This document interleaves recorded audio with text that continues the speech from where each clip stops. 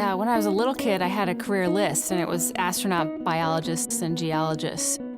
So far, I've gotten 2 out of the 3.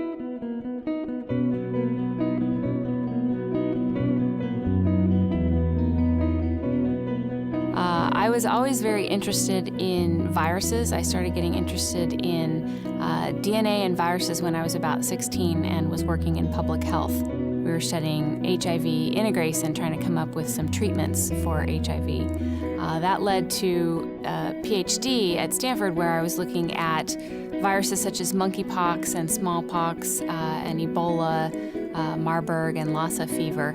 And they're some of our most deadly viruses, so we have incredibly specialized labs to contain those, biosafety level 4 labs. We also did field work in Africa looking at outbreaks. So we went to Congo and set up a small field research site there in order to be able to treat these patients and to understand how the virus was emerging in these populations.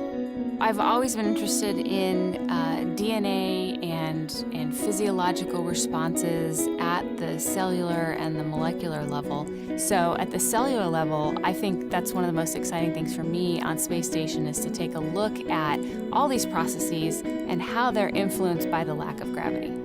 You know, if you look at human evolution and history, we have always been exploring and we've always been observing our world, which is really what scientists do. And so I think it's absolutely the next step to push forward and to see where we're going in our exploration of the solar system. I'm just pretty excited to be flying on ISS and to be a really small part of that big human process. I'm Kate Rubins, and I'm an astronaut.